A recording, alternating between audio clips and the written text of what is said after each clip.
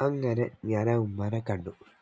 ഉമ്മാനെ കണ്ടപ്പോൾ എനിക്കെന്തോ പോലെയായി. എന്ന് വെച്ചാൽ അപ്പുറത്തുനിന്നും ഇപ്പുറത്തുനിന്നും കിട്ടുന്ന വേസ്റ്റ് പോലത്തെ ഫുഡ് ഉമ്മ തിന്നുന്നു. അങ്ങനെ ഞാൻ ആ ഉമ്മാൻ്റെ അടുത്ത് പോയി, ഉമ്മ, ഉമ്മാൻ്റെ മക്കളൊക്കെ എവിടെ ചോദിച്ചു.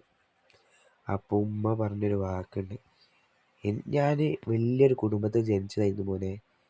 എനിക്ക് 4 ആൺകുട്ടികളും 2 പെൺകുട്ടികളും ഉണ്ടായിരുന്നു. അങ്ങനെ ഇവർ കല്യാണം കഴിച്ചു വിട്ടു, പെണ്ണുങ്ങളെ കല്യാണം കഴിച്ചു വിട്ടു, മക്കൾക്ക് അവർക്ക് സ്വത്തിൻ്റെ ഭാഗം കൊടുത്തു. അങ്ങനെ പെട്ടെന്നൊരു ദിവസം എൻ്റെ ഭർത്താവ് മരിച്ചുപോയി. അങ്ങനെ വീട്ടിൽ എല്ലാവർക്കും ഞാനൊരു ഭാരമായി. ഭർത്താവ് എല്ലാ മക്കൾക്കായിരുന്നു സ്വത്ത് എഴുതി വെച്ചത്. എൻ്റെ പേരിൽ ആ വീട് മാത്രം ഉണ്ടായിരുന്നുള്ളൂ മോനെ. ആ വീടിന് വേണ്ടി മക്കൾ എന്നോടൊരു കാര്യം പറഞ്ഞു, ഉമ്മ, ഇപ്പം ഈ വീട്ടിൽ നിന്ന് ഇറങ്ങണം, ഇനി ഈ വീട്ടിൽ നിൽക്കരുത്, ഉമ്മ ഞങ്ങൾക്ക് ആരുമല്ല. അങ്ങനെ ഞാൻ ആ വീട്ടിൽ നിന്ന് ഇറങ്ങിയതാ. എൻ്റെ മക്കൾ എന്നെ തിരിഞ്ഞു നോക്കിയവരെയില്ല.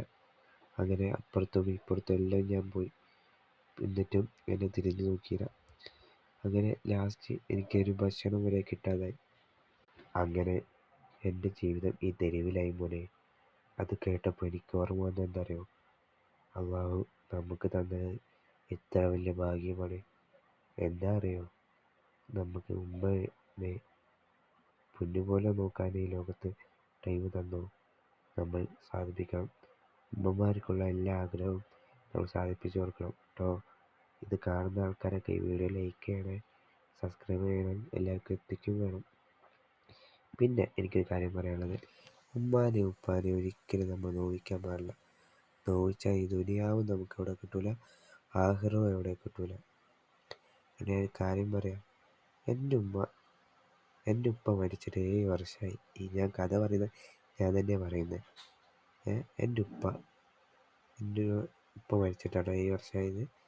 എൻ്റെ ഉമ്മ ഖത്തറിലാണ്, അറബിച്ചീൻ്റെ ഒരു ഇതായിട്ട്, നമ്മളെ വീടൊക്കെ നോക്കുന്ന ആളായിട്ട്.